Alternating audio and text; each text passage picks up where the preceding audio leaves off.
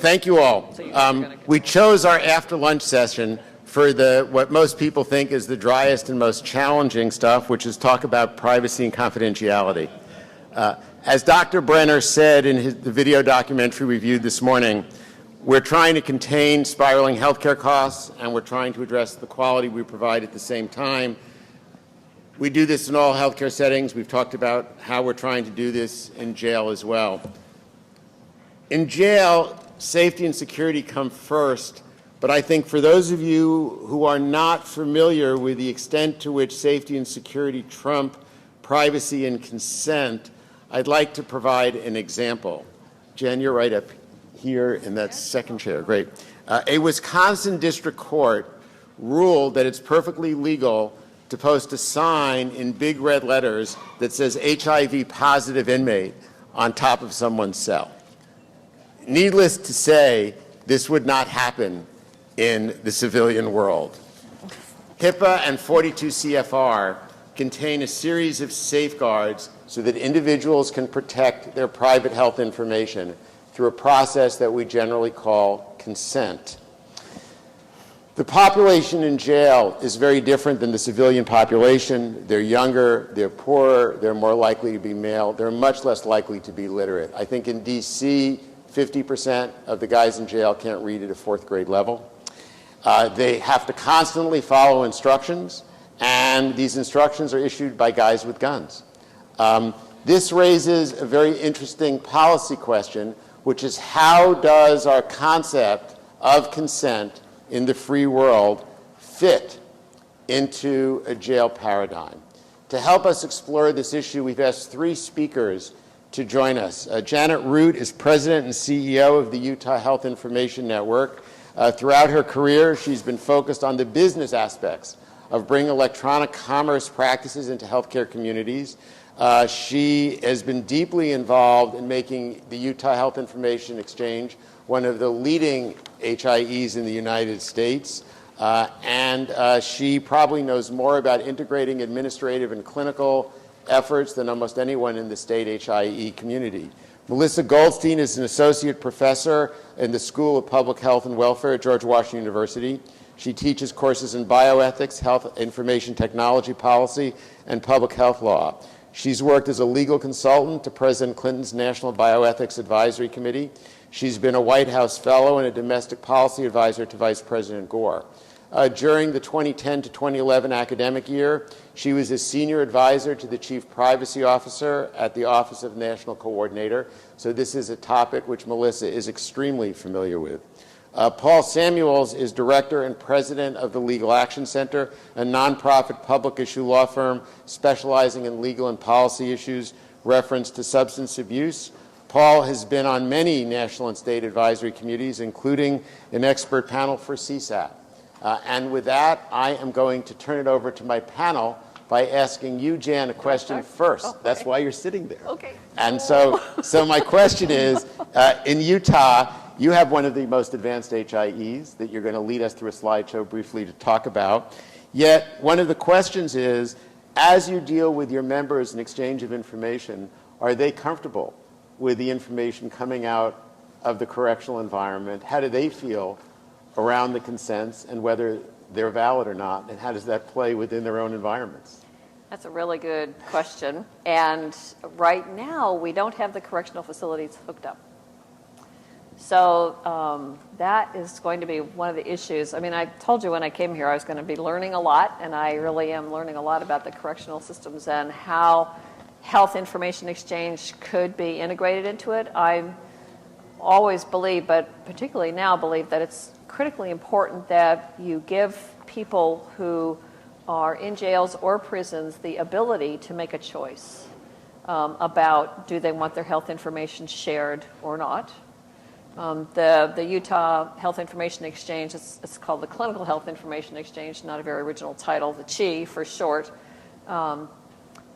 requires patient permission to share data through it. So I think that that's going to be a really interesting thing. I know that there's a number of the behavioral health entities in the state are forming these primary care, behavioral health integrated clinics, sort of like a medical home kind of a thing like you were talking about earlier. And they are very eager to get this off the ground. So they've been a big push for me to basically try to figure out how to crack the 42 CFR Part 2 nut, because that's a very hard nut to crack from an HIE perspective. So I'm going to present a couple of ideas. I don't, in terms of the data, I mean, there's sort of two issues, data quality. Right. Think, data quality and transferability. Yeah, transferability. And I got to tell you, I was laughing about all the interoperability issues because they're sort of bottomless. But that, from a technical perspective, that aside, basically what I think will happen is that physicians and the hospital systems will accept data from the correctional systems with the same pound of salt, and that's really what it is, that they accept data from anybody. Mm-hmm. It's largely based on, have you worked with that system much? And so do you have any sense from past history of the quality of the data coming out of that system? So that, I think that the answer will probably be a qualified yes. Okay. However, the whole permissions issue, I think, is going to get, how does an inmate, and I have to confess, I was talking with Pat Fleming, and he's like, well, there's pre-adjudicated and adjudicated, and for me, that's talking about claims processing, which is a totally different ball of wax, and I'm like, okay, same word, different meaning. So, that's an area of complexity that I need to learn more about. Okay, so tell me how you're going to crack this nut. Well, actually, I'm going to show you that in the slide. Okay, show me how you're going to crack the nut. You want me to do the thingy now? Yeah, let's do it. Okay, all right. Let's see if we can get this technology to work. Technology is great when it works. So, okay. I want to thank everybody for inviting me here. As I said, I'm one of those techno people, and I don't know much about the correctional facility, but I'm really committed to the potential equalizing power that an HIE can bring to a society. I think it's a really important thing to pursue. So let's see. So do I push the left button or the right button? Not that one. There you go. There we go. Just a little bit about my company. We're a not-for-profit company. Our mission is to reduce healthcare costs and improve the quality of care by operating a secure statewide network that exchanges standardized messages. We have both administrative and Chi. We're going to talk about Chi today. The goal here is, with patient permission, to connect all the dots. That's what we're trying to do, is to make a system that the data can follow the patient around with their permission anywhere in the state, and hopefully, eventually, anywhere in the country that they want it to go. But that's a huge problem. That'll happen after I retire. But I'm going to start within the state. That's my personal goal. So the Chi, again, not everybody knows what the health information, that the video that we saw earlier, I think, is one of the greatest concise definitions of what an HIE does. And if I'm talking to legislatures, I say it connects the dots, right? So people can get that connect the dot sense. When you see multiple providers or when you're in an emergency room, that means that data that's so critical about you that was collected by some other doc can be available with your permission at that point of care. So what I wanted to briefly talk about is HIEs have many different consent models. Under HIPAA, a consent is not needed by federal statute, and Utah is a HIPAA state. We have our basically HIPAA is our privacy and security law. Consent is not needed to share data for treatment purposes. However, my board, and I think most of the citizens of the state of Utah would agree that it's the right thing to do, is to ask people, do you want to share your data through this health information exchange or not? So we do. We ask people. Most people choose what we call participate, which means you're in, and it means all the data that's about you in the HIE is shared. We're going to talk about the 42 nut here in a minute, but basically all your physical health stuff is shared. People cannot participate, and we have this gray zone called limited, which is your data is shared, but only in two situations. One, if it's an emergency, and two, if you give that doc that day permission. Okay, so that's for those. About 5% of the population in Utah really want to micromanage that data. Fine. You want to micromanage it? You can. So the hardest nut, as one of my board members called it, we're developing two approaches to figure out how to allow people who are part of the substance abuse community to be able to share their data if they want to through an HIE. So basically direct, they didn't really talk about direct very much, but direct is essentially secure email. It's been brought up here before. Everybody with a direct access has their credentials verified. So all the docs, we verify that they're a doc, that they're in current good standing, they've got a license to practice, all that sort of stuff. It goes into your existing email. You'll hear people like ONC say it's easy. It's not. Nothing in HIT is easy, and anybody who says it is selling you something. But it's not. But it is doable, and we do have it in production. So basically, you have to know who to send it to. So the position of the Rikers gentleman who's having to call his local hospitals to see, do you have any data on this person? It doesn't solve that problem, but at least creates an audible, secure way to exchange that data other than through email or fax, which is really pretty awful from a privacy perspective. Now, work groups actually is an HIE function. A work group is essentially a clinic or a hospital system that the patient can choose. So they can choose to participate, which means their physical health information is shared by anybody who's treating them in the HIE. But then they can say, this one clinic also gets my Part 2 data. Okay, so you get the Part 2. This is a proactive approach, right? The way I've been thinking about this with the people in Utah.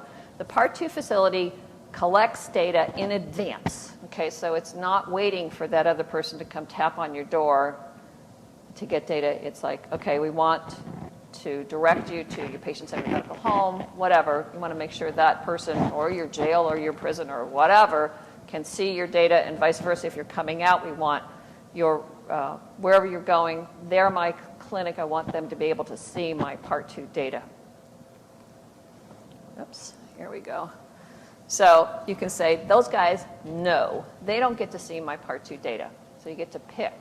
And this is, we have run it through the Legal Action Center. They've said, yeah, this looks like this will work from a legal perspective. And so hopefully what will happen here is that you get all of these people can see all of the physical health information about a person if the person opts to participate. But whoever they choose as their work group for their Part 2 data, they get to also see that. So the only thing I want to say, and I guess we're going to talk about it here, is what are the additional issues, and consent is certainly one of them, Steve. So we'll leave it at that. Great. Thanks, Jen. Well, yeah. Melissa, you've been working with the Privacy Office at the Office of the National Coordinator. Yes. So I think you've been out there in the federal level, particularly in these issues in privacy and consent. Have people thought about the distinct environment that jails are? How does this fit into this overall federal paradigm of policy and consent, and is it important? Yes, it is important. Yes, people are thinking about it. Yes, people think it's an important issue to tackle, and as you heard from Judy Murphy this morning, right, there are things that need tackling. What is that saying about an elephant and biting off pieces of the elephant? But chewing pieces of the elephant. Bite at a time. This is a huge enterprise, right? And right now, ONC and the federal government is trying to get providers to adopt EHRs to begin with, right? Many of them for the first time. Many of them, like Judy Murphy herself, maybe in the 5th, 10th iteration of new software, like all of us have been, for the past 20 years with new software, updating all the time. It's a hard job, right? So doing a little bit at a time, people know that the correctional environment has to be tackled. The question is when, how do you do it right? How far behind does corrections get, right? So I don't think that it's a good thing to completely ignore the environment right now because it'll get too far behind. But then again, the farther we get along with what works and what doesn't work, we know a little bit more, and so we're not really experimenting, with little quotes around in the correctional environment like we are kind of where we are now. We're building standards now. They're building languages, right? How many of you had heard the term loink before this morning, right? So it's a language. It's a language that people have to exchange. So while we are building all of these languages, no, jails have not been the first places on people's mind. But then again, how often are jails, right, the first implementation of any new technology, right? And then it's a much larger policy question of whether jails, prisons, the correctional environment in general should be a first location for implementation, or if it should come along as we perfect other methods. It's a big question, right? We want to do it right. We don't want to screw up in those populations. You know, they've already got a lot of trouble as it is, right? But we don't want it to get too far behind so that it's a completely forgotten system. I think one of the things that I was struck, Jan, by your talking about how your board had decided that even though technically you don't need a HIPAA, that it was necessary to do that. As I travel around and talk to different folks who are at different stages of trying to build infrastructure, what I hear is a lot of conservatism on behalf of HIE boards and local HIE folks in terms of the threshold of consent that's required versus the threshold that they want. And I think your thing on how your board is insisting that folks have an eyes-open HIPAA disclosure, consent, not just a disclosure, is an example of that. How does that level or that threshold of awareness fit within that jail paradigm where it's perfectly fine and legal to put HIT-positive inmate on top of somebody's door and they're wandering around with guys with guns saying, sign this? Right. You know, I argue with you about this a little bit, Steve. It is not perfectly fine and legal everywhere all the time to put the sign on the outside of the jail, right? So one of the things that, you know, we often... In Wisconsin, it's legal. Right. In that little... Right. But you guys know how law is, right? There was a particular legal claim at issue in that particular case, and that particular plaintiff brought, you know, a constitutional claim or a claim by Wisconsin law, which has nothing to do with HIPAA or with Part 2 data or anything. So it's... From the federal level, there really is no control over that piece, right? So HIPAA does not apply to everybody. HIPAA applies to covered entities, right? And it's it is a complex structure. It is a very, you know, narrow area of the law that some people are very good at, right? And most lawyers want to have nothing to do with, right? Somewhat like ERISA, right? People don't want to have anything to do with ERISA. So, I bet your lawyers know a lot about it now. Oh, yes, right? we do. Exactly. We sure so do. you learn more about it. It is not insurmountable, but there are a lot of perceptions about barriers that HIPAA puts up to sharing information in general, health information, that are really perceptions. They're not actual legal barriers. And it's a lot of fear about doing something wrong. Are we going to violate the letter of the law by doing something wrong, by not including these people in our exchanges, where perhaps it would be allowable, certainly if you do it right. And so what we try to encourage is the study, the do it right, right? So, you know, the Office of the National Coordinator has put out a tremendous amount of information just for those small providers out there, the RECs that Judy mentioned this morning, right? You know, trying to help people through these barriers. We don't want to put unnecessary barriers to sharing information, but we also don't want the horror stories either, right?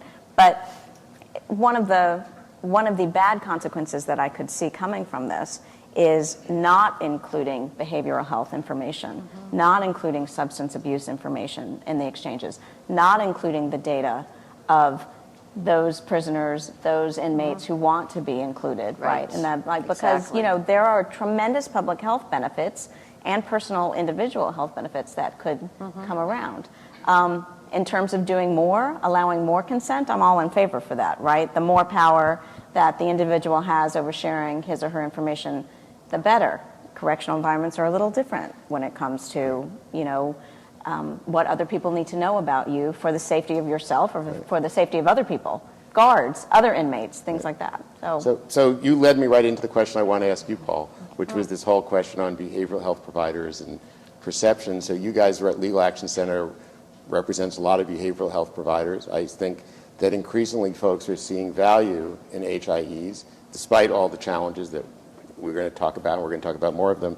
How do the community providers have concerns about the validity of consents within a jail setting? Is that something you're hearing, and how do you respond to it? Well, I mean, first, let me just say that I completely agree with what my colleagues have said here, that it's crucial to get these records into electronic systems eventually. And maybe sooner rather than later. And this is an issue in the community as well as inside the facilities. I mean, we have the same concern about making sure that substance use and mental health records get into community HIEs as we do that they be linked and included in the jail settings. I think one of the things I think that's important actually two things that are really crucial to keep in mind. One of them is that, and we've talked about it a little bit already, but I think it's important to really highlight it, is that when we come to these issues about information that's more protected than the regular quote-unquote healthcare information under HIPAA, we are certainly talking about 42 CFR Part 2, which covers alcohol and drug records, but we are also talking about, and Melissa was alluding to this, we're also talking about state laws that are often very similar to 42 CFR Part 2 in that they require heightened confidentiality protections, usually consent forms, in situations even where HIPAA does not. And that comes into play for HIV records in many states, for mental health records in some states, for domestic violence records in some states.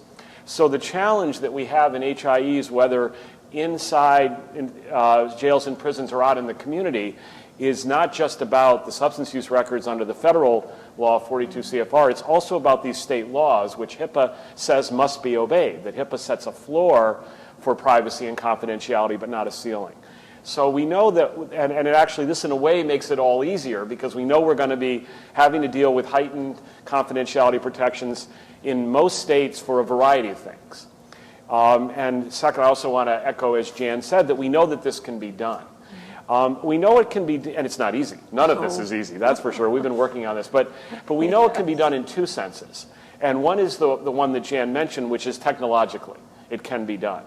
But we also know, and this, my roundabout way of directly now answering your question, Steve, is that we also know that consent can work in the jail setting and in the prison setting because we've been doing it for a long time. 42 CFR Part 2 has been in place since the 70s. And soon after it went into place, there were opinions that were issued by HHS's counsel's office that said that where the definition of a substance use program, an alcohol and drug program, was met, whether that was inside a jail or a prison or not, 42 CFR Part 2 would apply. And essentially what that definition is a two-part definition. Is there a healthcare program that's providing alcohol and drug services? And is it receiving some kind of federal support, directly or indirectly? So if there are specialized alcohol and drug services being provided, and many jails and prisons have special alcohol and drug programs, or they have people who are expert in alcohol and drug services who are providing them, then that meets half the definition. And most jails and prisons are going to have some form of federal support, financial or otherwise, going in one way or another. So as a result, we've been in a situation for many years, or actually many decades, where jails and prisons have had to follow 42 CFR Part 2. And they have done it. And that requires consent in a number of settings. It doesn't always. It doesn't in the same kinds of situations for people on the outside, like medical emergencies. But it also doesn't in certain types of situations where administrative control of the program needs to have information. But getting specifically to your question, we know that there's a lot of misinformation, there's a lot of ignorance. There are a lot of people inside the jails and prisons and are running the programs or running facilities who don't know the rules.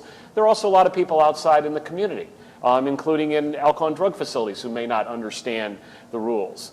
But the same consent form works. It can be used in the jail and prison setting. And even though people have this idea that, well, can it really be consent because somebody's in a coercive environment? Well, the answer to that is that it's pretty hard to overturn a consent form once somebody has signed it. There are all kinds of circumstances in which it may seem like in a regular world sense that there's some element of coercion. But that's not the standard for invalidating a consent form. So by and large, consent forms are almost impossible to overturn once they're signed. We have very rarely encountered a situation where people even try to do that. And they work, and they have worked. So if they can work in the old style technology, they certainly can work for electronic records where difficult as it is, there's even more flexibility in how to set things up. Well, I really appreciate that, and I wanted to try to leave lots of time for questions because it's very unusual to have two such legal experts and someone who's actually working on this in a state environment come together around this very thorny issue of consent and privacy. So questions from the audience. Boy, they're letting us off really easy. Yeah, up here, Matt. Oh. You got one on that side too? Go ahead. It's Ben Butler from Cochs.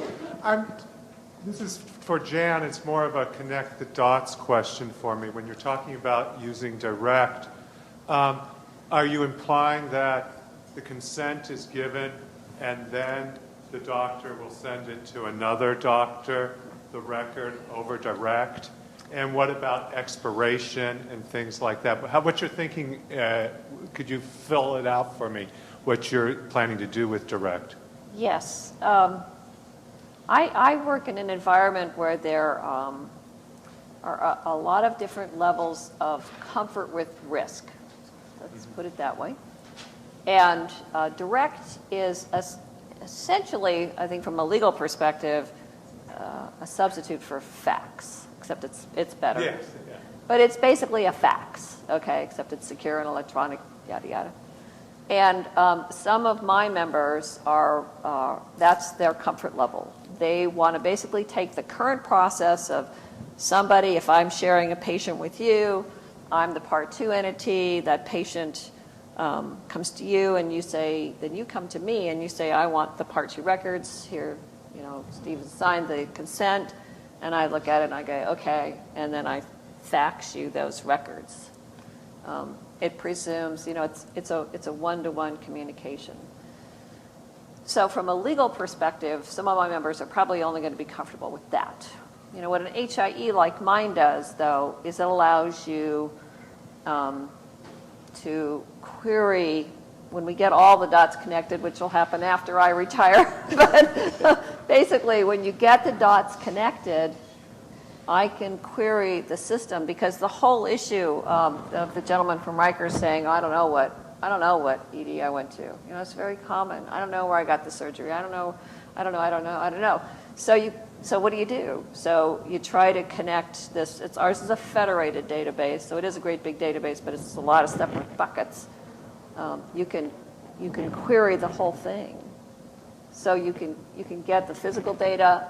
If you've been designated as the work group by that patient, you can get the Part 2 data. You can get the whole thing in one fell swoop.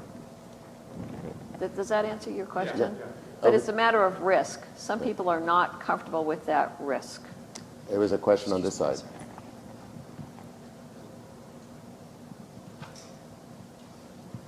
Hi, Greg Warren from Baltimore. So, in my opinion, I think electronic health records actually will enable us to have additional confidence that HIPAA and 42 CFR will be respected. And so let me just pose a scenario. As a former addiction counselor 20 years ago, I would have patients sign a release, and I would put a bunch of things on there. I'd put it in the paper file. And then 9 months later, I'd get a request, and I'd think to myself, I wonder if that release I signed way back, whether it covers this and whether it's still valid. And usually I would make it up on the fly. So now business rules can protect, that office clerk can't see that because they lack that ability to see that aspect of the electronic health record. Encryption, things get terminated through natural alarms that can be built into the system.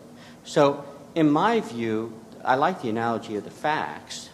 This can be an electronic to electronic communication, that has other built-in alarms and business rules that can allow us to protect information in a much more secure way. Yeah. So that's my first statement. The second thing that is a question that I've pondered is, how do you define informed consent? Because if I'm a clinician and I'm sitting in front of a patient and I say, okay, who's your PCP? Let's sign a release. Who's the Department of Housing? Let's sign a release. Who is entitlement benefits that sign a release. How am I confident that I'm providing that informed consent? And the only way I can do that is if my organization talks to the other entity and says, how can I adequately explain the service you provide, and then offer training to make sure that that's informed consent. And you can actually build in a script in electronic health record that says you will say this when providing informed consent. So in my view, I think EHRs enable us to take a huge step forward and replace, frankly, a liability lawsuit waiting to happen. So, Greg, I appreciate that. I'm also familiar that you've been doing a lot of work with your agencies that form up your coalition, and I'm not sure that you have consensus among all of your partners about that. Could you talk a little bit about what the efforts that you've been going through to try to bring folks along to your perspective and what that's been like for you? So, in Baltimore, we've been putting together an electronic health record consortium. We've got 15 providers that have signed on non-binding letters of consent. These are mental health, behavioral health, PCPs, homeless services, and entitlement benefits organization. And they all are signing on to this EHR and going to be using EHR. But I look at it as they're using their own EHR. They have their own EHR that their agency is going to use, and if they're sitting in front of a patient and want to communicate information about that patient to another member of the consortium or to an entity in the UK, they still have to provide the same informed consent. They have to get the same signature, and so forth. So now, yes, it helps to have, a business service agreements or QSOAs, whatever the phrase is, but being a member of a consortium doesn't allow you an easier path out of informed consent or the responsibility to maintain it, in my view.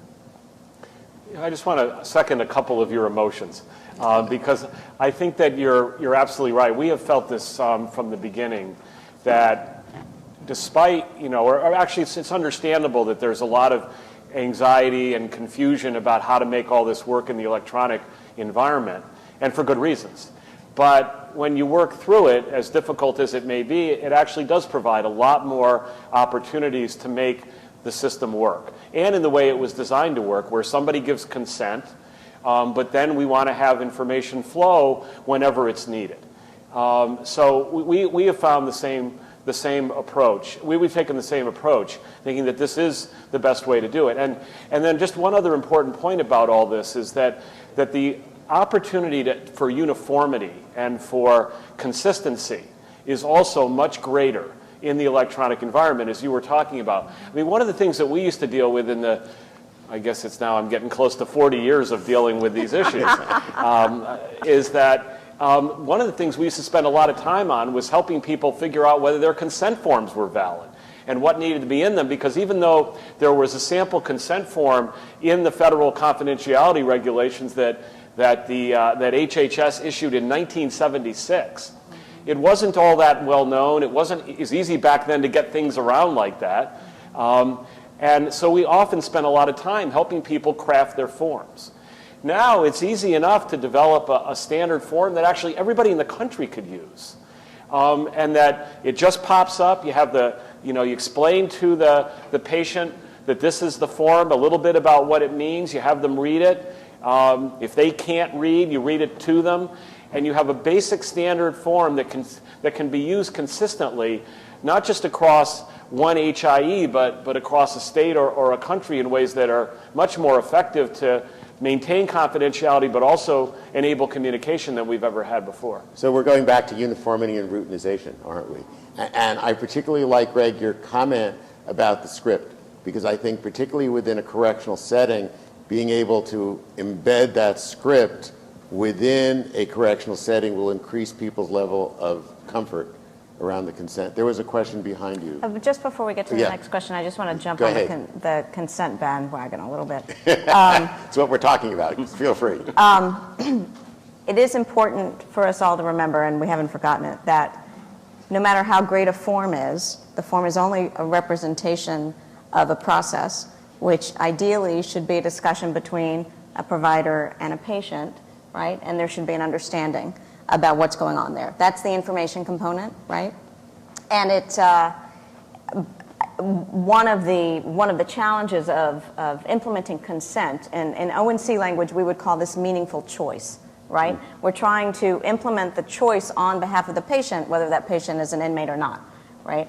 One of the challenges in making this more mechanized is not having it completely done by machines, right? So that is a representation, so that it's not the form that's important, it's the discussion behind the form, no matter what environment that is. Right. And it's just as much a mistake, I think, to assume that you can't have proper consent in a correctional environment because of the location, as it would be to assume that it's automatically a real consent. That's a great point. Right? Because inmates can make their own decisions too. We just want to make sure that we enable them to do so. Yeah. You've seen one. And in the real world, where we're implementing consent in clinical settings largely, typically it's not the doc who's talking to the patient. Right. It's the front desk person. If that woman thinks this is a good idea, I mean, 99% of her patients will go, yep, I want to participate. If she thinks it's a bad idea, then, most of her patients will say no.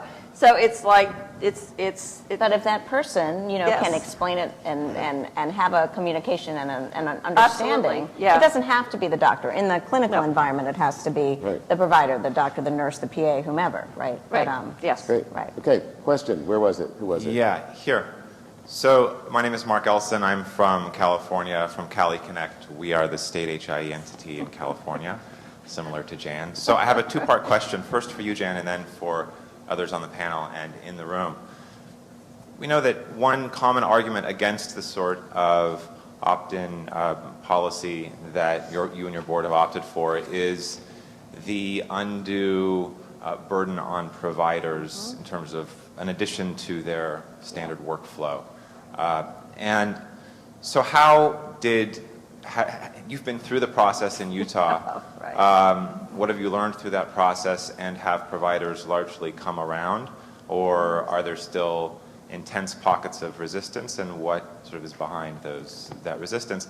And then secondly, we learned a lot, or at least I have, and others who are not from the correctional world, about your processes and the intake process. And how do those of you here think that this sort of informed consent, perhaps during the intake process, would impact workflow? Would it be workable? And then HIEs that we work with would hopefully be able to integrate and recognize consent, or you could recognize a consent form that has already been filled out somewhere else.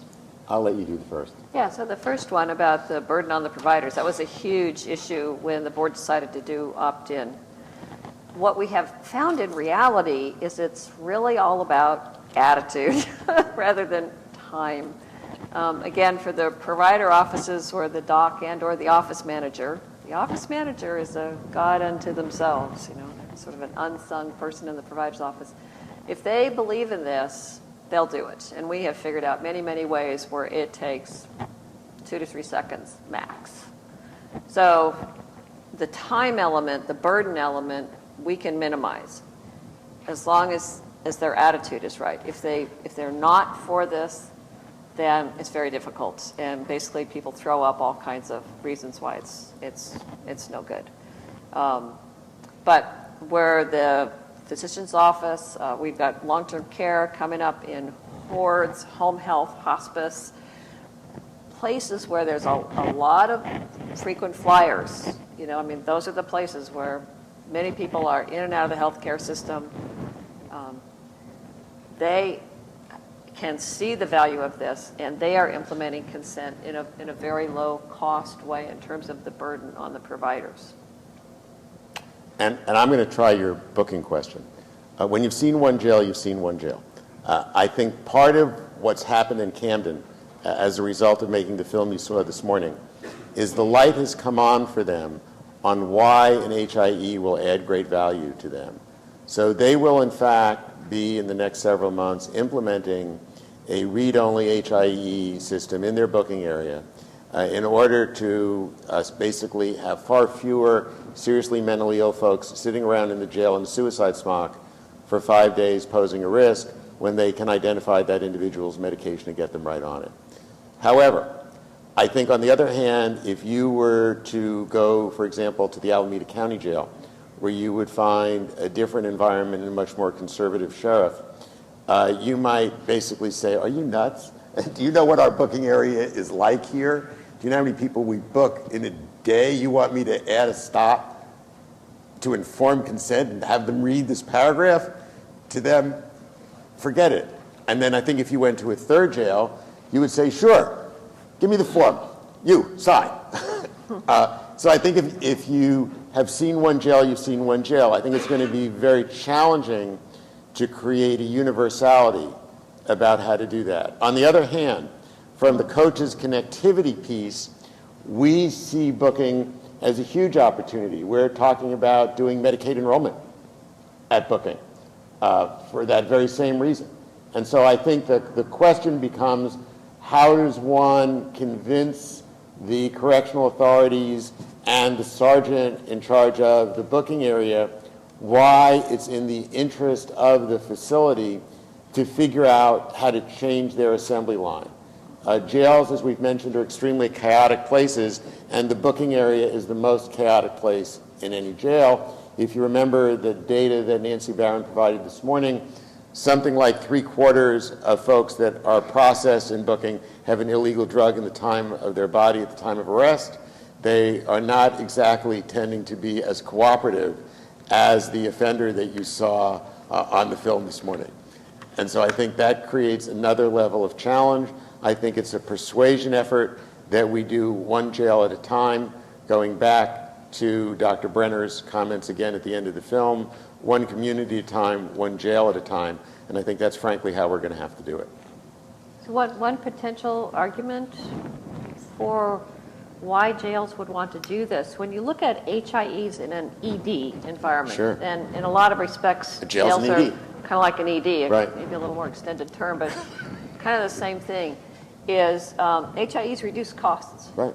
Because they reduce CT scans, Right. they reduce repeat labs, and then they reduce inappropriate admissions, which maybe isn't completely part of a jail environment. No, it is, because that's the question of that this person who's off their meds, if I can find out what med they're on and Right. get them back on their med, I don't need to house them for 5 days. Right. I never have to bring them upstairs. Right, and so from a financial perspective, I mean, there Right. was a study published out of Vanderbilt University last May, showed just for 16,000 people, not a really very big population, who were in the HIE, their ED costs were $1 million less. Right. Just 16,000 people, not a lot of people. So there are some financial Oh, yeah. carrots that you might be able to offer That's what we're doing. That's what turned the switch in Camden, was the light, making the film turn the light on. But I do think it's going to be very difficult to scale that because of the unique environment that different jails face. I think that as we turn towards Medicaid and Medicaid enrollment, I think that will be the opportunity that we see to bring folks into consent at booking because of the high value of doing Medicaid enrollment at booking, but that's another conference. Devin, do you want to get Devin, Philippe, and then we'll keep going? Hi, Devin McGraw from the Center for Democracy and Technology. It's been a very interesting conversation. So I'm going to jump off the consent bandwagon, which is to say, I actually think it's an important thing to focus on, particularly in the context that we're talking about here. But I think it's a mistake to focus only on consent when you're talking about creating a trusted environment of information sharing that protects privacy, respects confidentiality, and also includes security.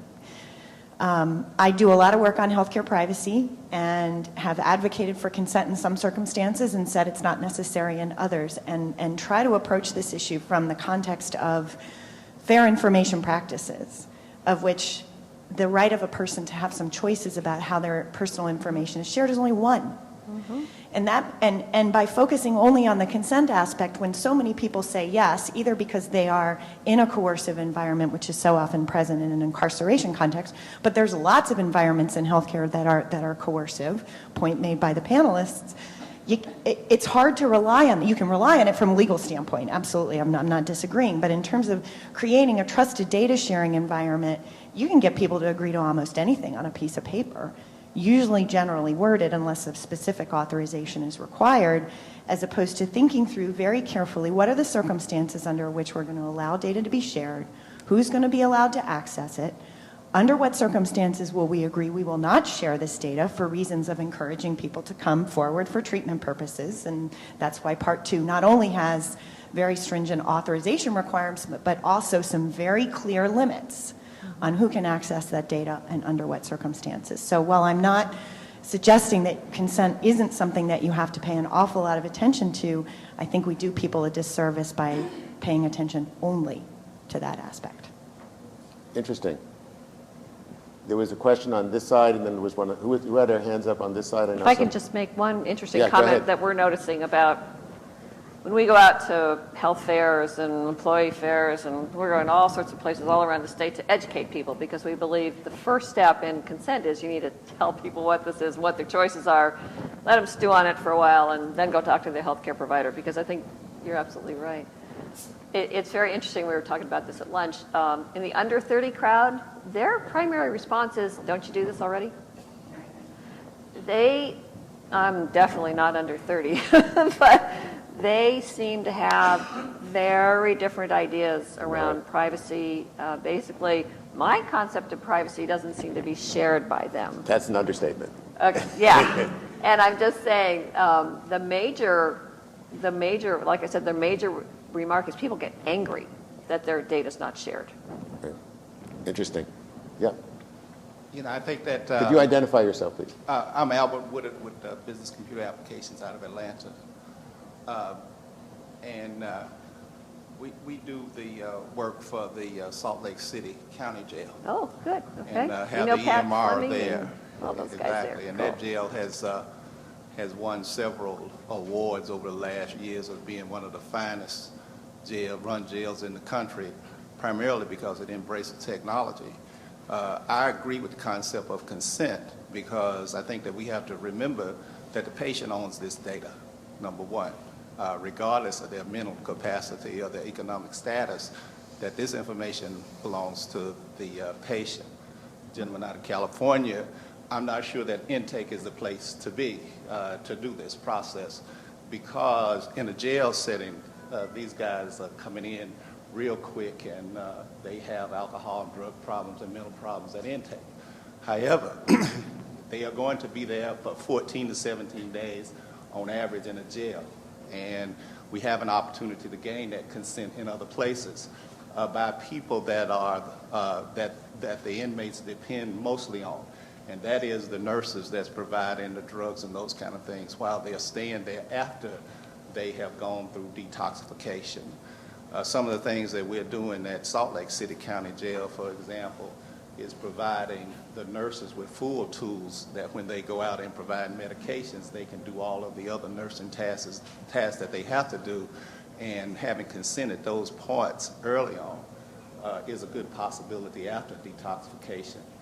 The other part that is a good place is at release time, because then they're certainly detoxified, and they may have been counseled by a judge or an attorney or something like that, and have been given their rights. Now, following that process on through, keep in mind that these ladies and gentlemen are coming in and out of this jail often. So in the course of a year, they're coming through like 4 or 5 times, some of them. And as a result of that, if we can have consent, something like Medicare and Medicaid, where you have to sign a consent form once a year or something like that, and then it covers all of your visits, that's an opportunity for us to do it, because recidivism rates are so high. I think in Salt Lake City, it's between 40 and 60% of them are coming in at least 3 times in a 6-month period of time. Mm-hmm. So I'm an advocate of consent. I think that there are places where we can logically get those consents and be effective and whatnot, especially for that population. So I just want to put in a little pitch for the Salt Lake City Jail while you did it. That Pat Fleming, the behavioral health director at Salt Lake City County, has actually been working to create what I would call as a web-based shared behavioral health system that they put out an RFP from, and they're having problems getting bidders, which I think is a sort of an interesting statement in and of itself about where we are. But they're very active in trying to integrate the jail in their efforts. I have time for 2 more questions. I would just, Steve Spencer, I would just like to reinforce what a couple of comments have been made. The first few hours after admitting a jail inmate are dangerous times. That's when bad stuff happens. Suicides, deaths from drugs that have just been taken. So the consent information to be reliable must not rely on information obtained in those first few hours. Great. Okay, there's a question. Go ahead. Hi, I'm Allison Hamblin with the Center for Healthcare Strategies. I'm curious about how health plans, managed care organizations fit into this paradigm. This conversation has been really interesting, mostly focused on provider-to-provider exchange of sensitive, protected health information. At the Center for Healthcare Strategies, we focus on Medicaid, and a lot of our work is focused on improving integration of physical and behavioral health care in the context of managed care environments. And my personal experience with this has been that sort of in addition to federal law and state law, there's the interpretation of federal and state law by these key stakeholders in the system who are, on a case-by-case basis, very concerned about liability. And so I don't know very much about health information exchanges, and so part of my question for the panel is how managed care organizations fit into the HIE paradigm, how they connect or don't, or how, whether currently or in the future. And with respect to the consent forms and the privacy laws, whether from a legal or a sort of practical matter, how any of you see, again, kind of the managed care layer of the system fitting in here, especially in the context that, as my colleague said earlier, Supreme Court willing, we're looking at a landscape in the not too distant future where most of the jail population will be enrolled in Medicaid managed care organizations at some point in the continuum. Jan? Yes, I think I was around when HMOs were started, and now I'm looking at ACOs, and I think of this as sort of second verse, of the whole conversation. And there very definitely, there's a tremendous amount of interest among the Medicaid current HMOs going to become ACOs in Utah because it solves a couple of the problems that HMOs stumbled upon and were not able to solve unless you became an IDN, an integrated delivery network like Kaiser or Mayo or Intermountain. And that is, if you have, what was called a gatekeeper, what's now going to be called a care coordinator, one, how do they get the data about that person, right? Even if you have an IDN, but they go to Moab, it's in Utah, it's a place to go ride mountain bikes, fall off your bike, break your head, end up in Moab Regional Hospital, which is a small county-owned hospital. Doesn't have connections with anybody. So how do you get data there? The HIE is definitely a low-cost way to do that. So there is a lot of interest in Utah for the HIE to begin to supply those kinds of services so that you can actually do the vision of an ACO/HMO without necessarily having to form a great big IDN kind of a system. Just real briefly, because this is really complicated, but one of the things we're discovering is that there's many flavors of consent, okay? Basically, the consent I talked about here is the patient's consent to share their data through the HIE for treatment purposes, okay? There's a whole other, and I'm just going to call it consent too, that happens when a patient signs up to be a member of a healthcare organization. Okay, that's not my consent. That is a legal arrangement between either their employer and the payer that the employer has selected to have their employees be insured under, or Medicaid and their clients or whatever. But that is a consent for sharing data to pay claims, for case management, utilization review, disease management. That's a whole separate ball of wax that I do not manage. Okay, that is between Medicaid and their clients, or the payers and their employers, and then the employers and the employees.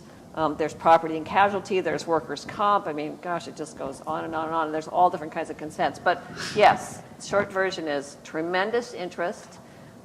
Tremendous opportunities for administrative savings. For example, the long-term care folks were spending $8 a pop to do certified mail for prior authorizations to Medicaid. Every single one cost them $8, right, which is tremendously expensive. And we can now do it for essentially cost them, I think, $150 a year. And that also feeds your sustainability model. And it feeds sustainability, it provides them value, provides Medicaid tremendous value, improves their relationships with the providers so that what Medicaid pays for is much less of a hassle to obtain. So I think that there is enormous potential. There's some legal issues we're going to have to be very cautious with. And I keep telling the payers this. You've got to look at your contracts. You've got to see, do you think that those contracts are going to work in this new kind of an environment? Paul, you get the last word. Yeah, and I just wanted 2 other points to add about that, because it's a very important issue. One of them is that this is one of the areas where the law is different between HIPAA and 42 CFR Part 2 and some of the state-specific laws. HIPAA allows disclosures without consent for payment, but 42 CFR Part 2 does not. And some of the state confidentiality laws in other areas of healthcare do not. So that's another reason why, as Jan is saying, that HMOs, as they get into this, are going to need to understand this, but so are the HIEs, and how these payment mechanisms are handled has to be different. The second comment is a specific one for criminal justice, and that is that in our experience, a lot of the HMOs are really very, how shall I put it, not that familiar with dealing with the criminal justice system, and sometimes downright hostile, to the point where there are a number of managed care plans that will not honor,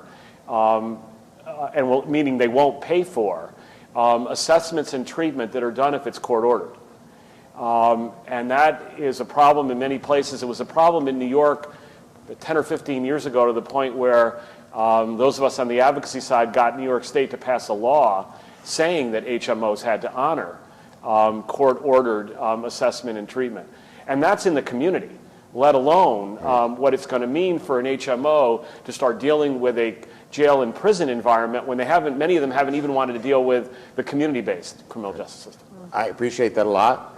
I want to thank you all for shining this light on this, and ask the next panel to come up.